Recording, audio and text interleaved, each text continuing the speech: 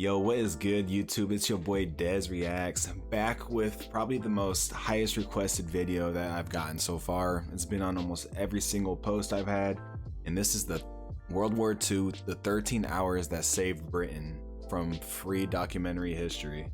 I feel like this one's going to be crazy, man, and I'm very excited for this one. I just want to say thank you guys so much for the support. We're almost at 1,000 subs, bro. It's crazy. And also, I wanted to mention, if you look in the video description, you guys could buy me a coffee now if you guys would like. If you guys enjoy the content, want to just support your boy, go ahead and just, buy a coffee or two for me, But anyways, without further ado, I'm super excited for this one, and please smash that like button, hit that sub, turn on my notifications so you guys don't miss another video. It's gonna be a two-part video because it's long, so this is gonna be a fun one. Tell me in the comments if you guys want part 2 to drop, and I'll drop it for you guys, man. All right, then. No further ado, let's get it. On one day in September 1940, the Battle of Britain reached its decisive moment. Throughout the summer months, Britain's fighter command had fought a desperate battle against the Luftwaffe. As far as the planes were concerned, we'd never seen anything like it. It was just awesome. They were overhead, there were masses of them. They'd only got to come across the water and they were here. Everybody was in the front line. The civilians were in the front line. Beneath the battle-ridden skies, people from all walks of life became involved in the defense of Britain. Age, situation, or circumstance was no barrier. Oh, man. So this sounds like this is like a surprise attack almost, like, because obviously they would have evacuated the civilians if they knew, it was coming. So everybody was thrown to the front line. Imagine how scared these families were that didn't want nothing to do with the war. So this is going to be crazy.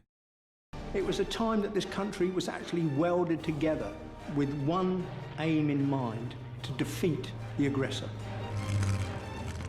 Each day, they faced the grim realities of war. The next thing he said, I know I was standing on my own, the other man's on the floor, he'd been bombed. To me, as a child, it seemed extraordinarily fun. And then I glanced to the right, and I saw this huge formation of Spitfires and Hurricanes making their way directly towards the formation of the bombers. And it was just unbelievable to see so many aircraft. Never seen so many aircraft. One day of dramatic aerial combat would now decide the fate of the nation. Whoa, so this is like a huge bombing run squadron coming through the air. It probably looks like an overcast of shadows, man. I can see it in movies, but I can't imagine like the sound of it, the fear you have. That's crazy. The role of the Luftwaffe during the Battle of Britain was to destroy fighter command, to gain air superiority to enable the invasion to take place, to occupy Britain, or to force us out of the war on Nazi terms. This is the story of that day, the 15th of September 1940, and 13 hours that saved Britain.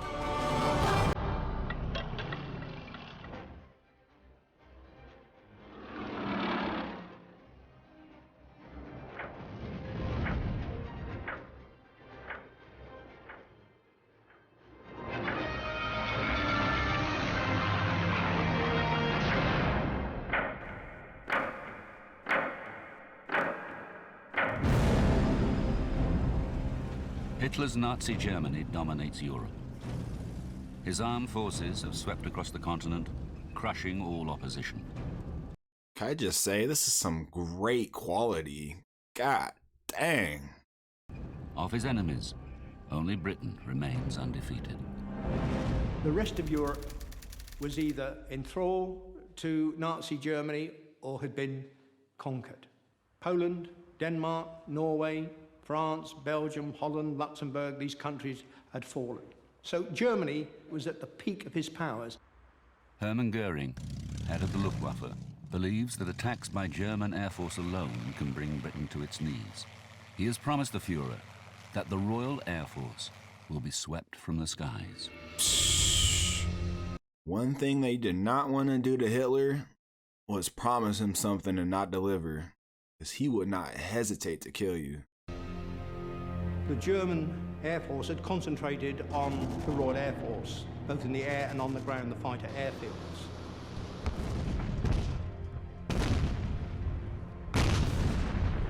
Germans were flying what they termed free hunts, 100, 150 fighters sweeping over southern Britain, hunting out the Hurricanes and Spitfires. An instruction went out to our pilots not to engage these fighters unless they were escorting bombers. So the myth started to grow that the Royal Air Force was being depleted and defeated.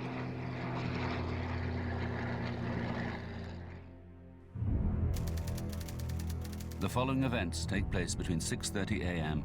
and 7:30 p.m. 13 hours that proved a turning point in the war with Germany.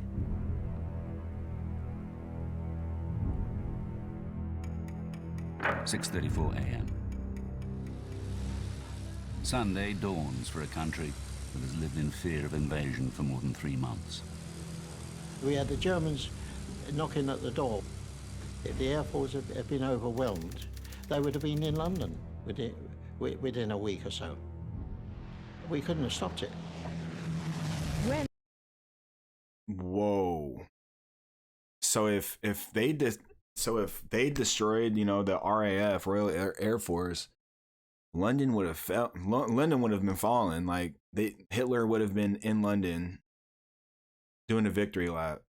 This must be an intense battle. When France fell, we didn't think we had a chance. I mean, they'd only got to come across the water and they were here. 19. Very conscious of the fact that if we lost it, I won't say the game was up, but the war would have been fought on our territory. I think to any outside observer, you'd think, well, how can that small country survive against this might, organized might? I said to this old soldier, tell me, what are we going to do if the Germans come? He said, if the Germans come, son, you will do what you're told. Our sort of captain, marine captain, was replaced, and he used to finish each parade. Before I dismiss you, remember, boys, take no prisoners, shoot the bastards. And your motto is, kill the Boche! And then he'd go with his revolver. I just got chills from that. Like, I'm ready to go to war, fight Hitler. I just got chills. Oh. Kill, kill, kill. That's crazy. The exact attitude of the British people at that time. Britain's air defense network prepares itself for the 13 hours ahead. The air defence of Great Britain was divided up into 4 fighter groups. 10 group covering the southwest, 11 group London and the southeast, 12 group the Midlands, east coast, and number 13 group defending parts of the northeast, Scotland and Northern Ireland. As the day begins, 1 squadron from each sector is brought to readiness. The integrated air defence of the United Kingdom is all down to the foresight of Sir Hugh Dowding. When he took over Fighter Command, he reorganised the air defence of the United Kingdom into the group system. The Germans had nothing like it, and in fact, they just did not realise what they were up against. 8:02 a.m. Bet. A lone German Heinkel bomber on a weather reconnaissance flight flies westward along the English Channel. Out of range of British fighters, its progress is monitored by an innovation that is the cornerstone of Dowding's air defence system. We had radar, which of course gave us eyes into the continent, so we could see the build-up of aircraft, and we could see the aircraft coming across towards the UK. This would give us time to get the aircraft up off the ground and into position to meet any given threat. This information would go from the radar stations to Headquarters Fighter Command. It was filtered, passed to their operations room, and then passed direct to the group. They would place the plots on the table, and these would be tracked in by radar.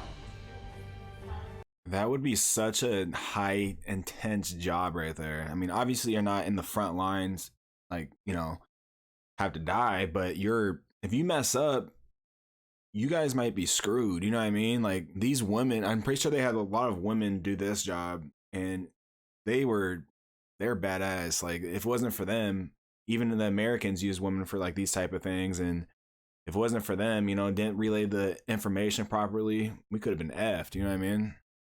C.H. Radar was entirely in the business of defence. In other words, picking up bombers at 90 miles range before they ever started crossing the channel and heading in our direction. They were seen on the screen the moment they got up in the air.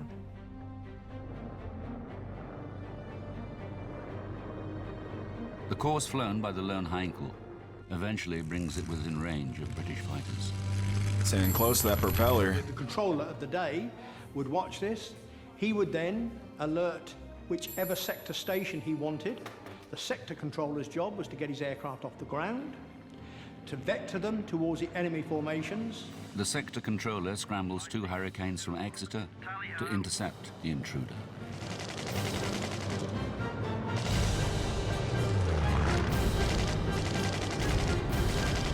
Oh. Ah, got him.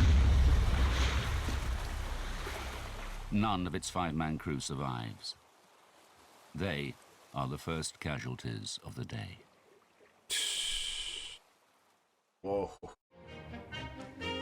For the people of southeast England, increasingly accustomed to living in the shadow of war, it's a Sunday morning like many others.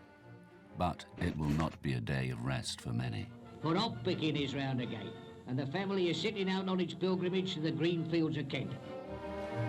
For some children, it is the start of another day of a working holiday in the countryside, far from the dangers of war. We used to go to hop pick on the same farm every year in September. Now, it was traditional to wait for, we used to have 2 notifications about 10 days before we actually went. When Mum and Dad used to get a card saying, we booked a bin and hut for you. Because you was agriculture workers, that time, 1940, you got extra rations. Summer term of 1940, attending Dartford Junior Technical College, and a notice came round asking for volunteers to go fruit picking in the coming autumn. Apparently, all accommodation, food would be provided free of charge, and we'd be paid for the work we did. In the East End of London, Mary Sterry is looking forward to a big family occasion. Mary Sterry, huh? My uncle was getting married. We didn't know the girl he was getting married, but we were told that she was a young actress. We had been invited to the wedding. My father, all us kids, the one getting married, Uncle Tom, was younger than my dad. And they didn't want us to go, did they? But, we went. Herbert Hurry is getting ready to join his workmates for a fundraising football match. I played a lot of football, and in my time I played on 1 or 2 decent grounds, but they knew that at work, and but my foreman was a decent type, and he said, if you clean my car, I'll let you off to play football. We used to play down by Wormwood Look at that. And it attracted 1,000 people on a Sunday. That was some old school soccer, boy. So it just looked like it was just a normal day for people. That no one knew what was happening besides the Royal Air Force. And 9 a.m. While London stirs into life, at bases in occupied France, Luftwaffe aircrews prepare their aircraft for a major attack. One they expect to be decisive.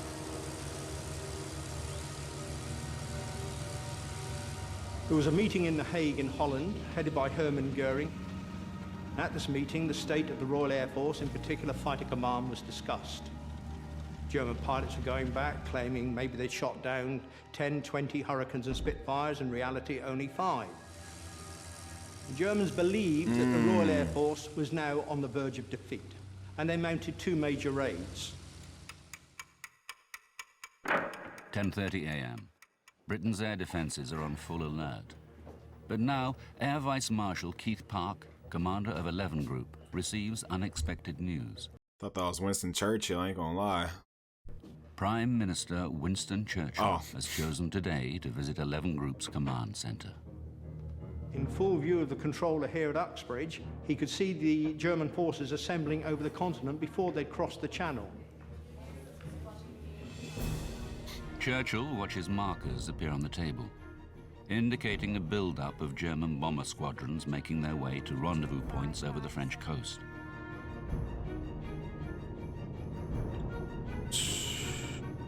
Starting from a few aircraft coming over or near England and the south and east coast, to suddenly having to put up 250 plus was very, very scary.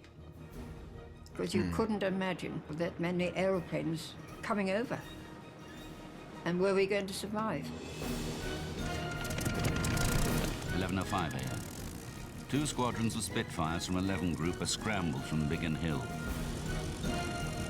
Climbing fast, they set course for their allotted patrol area 25,000 feet above Canterbury. Sheesh. The system swings into action as Park's controllers scramble more squadrons. Somebody would tell you that there were 200 plus, 100 plus, 50 plus coming over. A raid did build up, well, like a thunderstorm. Oh, that would be crazy. The Luftwaffe formations, comprising more than 200 aircraft, wheel towards England. Their target, London. Their course will take them over the farms and fields of Kent. Our neighbour said to me, your mother's calling you, Albert. So I think she wanted me to carry something back to the huts. As I walked back to the huts, we heard a heavy drone of aircraft. The weather was fine, clear skies, nice autumn days. And then after that, it all happened. The aircraft of Fighter Command are about to be drawn into a major battle above the Garden of England. The fate of the nation hangs upon its outcome. I can only imagine the adrenaline that's just pumping through your freaking chest. Your heart's probably jumping out your chest if you're one of these fighter pilots. And they know going into it, man, if they fail, London's gonna fall.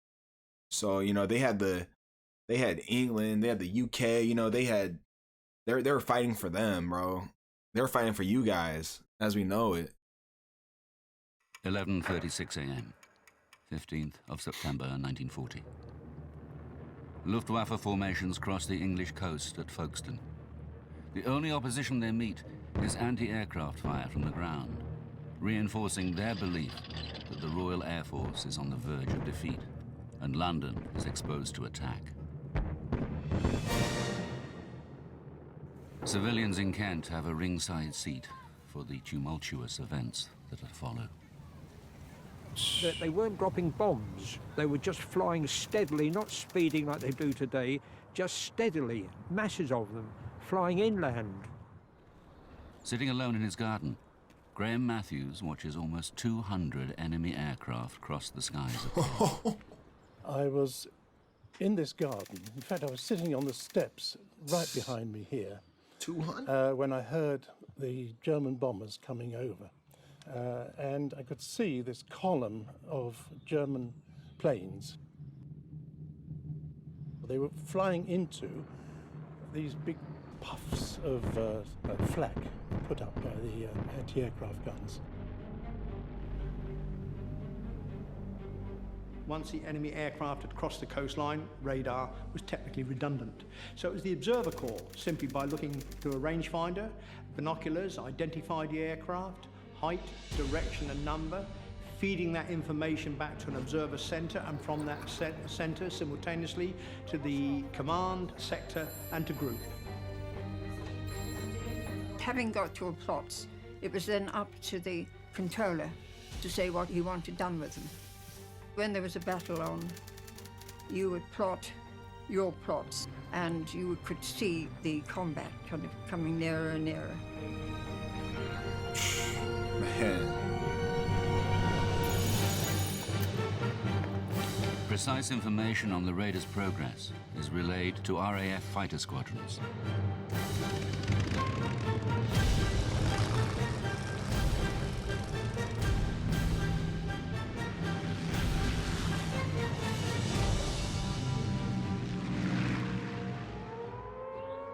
Uh-oh. When you hear the sirens or anti-aircraft guns, you must get under cover at once. You must not stand staring up at the sky. The siren went, and of course, as a 6-year-old, I thought, this is it, war, war. So I zoomed out to the front door and stood there waiting to see all the soldiers with their guns and firing and shooting and sword fighting and all that. Nothing. Most people. That dude is crazy, bro. If I heard those sirens in real life, I would be terrified.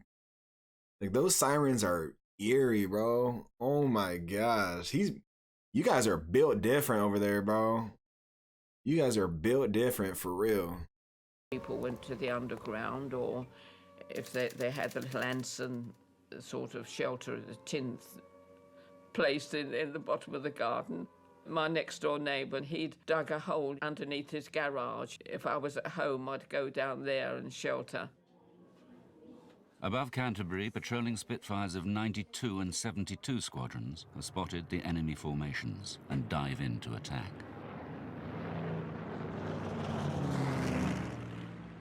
Along with other children, Ray Binks has been sent from London to the safety of rural Kent.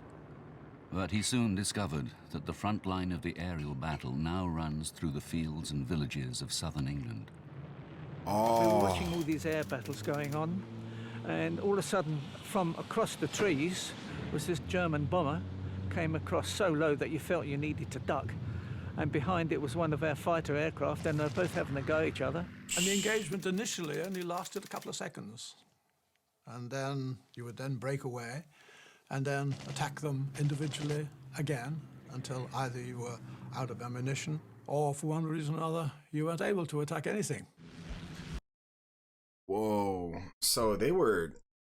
Oh my gosh. I'm assuming some of you guys have grandparents or, you know... Yeah, your grandparents for sure over there. Did they experience any of this? Like, let me know in the comments some of their craziest like experiences that happened. They had to be terrified. More British fighter squadrons join the action. Our boys were coming out of the sky and shooting them up, and they were going up, and there was these vapor trails. You had vapor trails all over the sky. It was just like a lacework pattern. So you'd hear the roar of the engines and the stutter of the guns and screaming of the engines, really. You would see the smoke start pouring out of one, and it plummets to the ground. The drip plugin instantly turns your rough melody ideas from this. Drawing nearer to London, the beleaguered German formations reached the village of Chislehurst. My father had heard that Chislehurst Caves was a place where people used to go who were bombed out. So he said, let's get into the van and we go to the caves. Hardly any lighting at all. They gave us the hurricane lamps to find our way in. They gave us mattresses to lay on the floor, blankets, and... No admission or re-entry.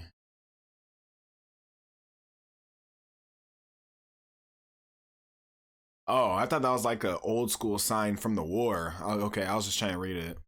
We were one of the early ones then because that was just at the start of it.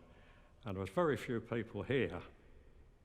There was no sound of aircraft or bombs or guns.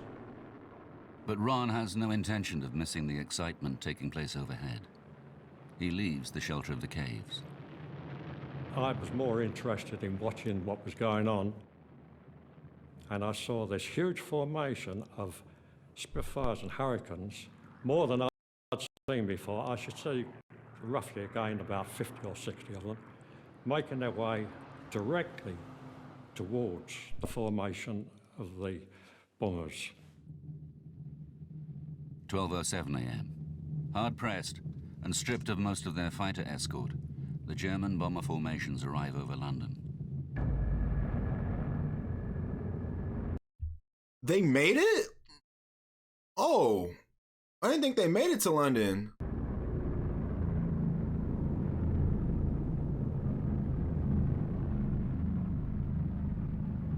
You could hear the throbbing of these aircraft. It was pretty eerie, I must say. You could hear it was droning, you know, sort of, and you think, oh my gosh, we're going to be in for it. Twin brothers Jeffrey and Alan Lee Williams are already accomplished plane spotters. We knew all the aircraft before we joined the ATC, because every book we bought was about aircraft recognition. German bombers, especially the Henkels, they made a very distinctive noise. So you could tell the difference between a German plane and a British plane. 12:08 p.m. Park has 6 fighter squadrons over the capital itself, with 6 more en route from neighboring groups. More than 125 RAF fighters are about to fall on the Luftwaffe formations. It's gonna be crazy. Once the fighters were up there was no anti-aircraft fighting. Otherwise our aircraft would have been vulnerable. Clear blue sky above us. The bombers were about 15 to 20,000 feet up, I think. And the fighters were above them, beneath them. And the fighters were attacking each other. The Hurricanes were attacking the bombers, as far as we could detect. And the Spitfires were attacking the Messerschmitts. There was this chap that I attacked, and I remember being very close to it. And I remember also it splattering bits and pieces. It's rather like hitting water with the back of a spoon. You know, you see things fly off in all directions.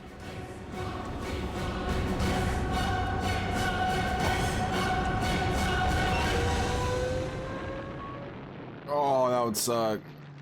High over London, 5 squadrons from 12 Group now into the fray. There were that many RAF fighters in the sky, technically they were getting in each other's way. You got yourself tangled up with these things with black swastikas and crosses on them and things. Occasionally, you would find you were mixed up in a dogfight and a Spitfire would whiz past and you'd think, there's somebody else here as well, a friend. But otherwise you didn't see them. You lost contact with all your own aircraft. Oh, man. One minute the sky was a tangled mass of whirling aircraft, and you fastened onto one and went off in one direction.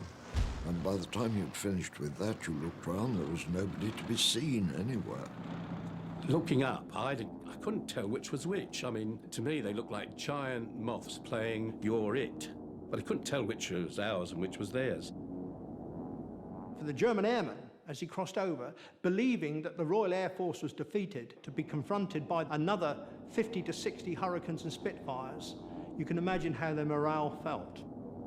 A lot of the bombers, once they got to London, they quickly turned round, and as they flew back, they got rid of the bombs. I didn't, yeah. You know what I mean? That was driving me crazy last time I saw him. But man, dropping bombs. I don't remember hearing a noise at all. I think the bomb was so close that we didn't hear the noise, but we felt the blast. And we were picked up and thrown into the wool shop. And of course, the blast had reached the window and blown it in before it blew us through a fraction of a second between the two events, thank God, because if we'd actually gone through the glass, I think it might well have killed us. And then, as I was... Oh my gosh, you guys, this is crazy, man. Really appreciate all you guys for recommending this one. And I mean, that's it for part 1 though, man. If you guys want part 2, bro, I want you guys to spam in the comments, bro. And go ahead and smash that like button, hit that subscribe button, turn the notifications on so you don't miss part 2. And man, I'm really enjoying this one. I can't wait to watch the rest of it. I hope you guys have a great weekend. All right, then I'll catch y'all on the next one. Peace.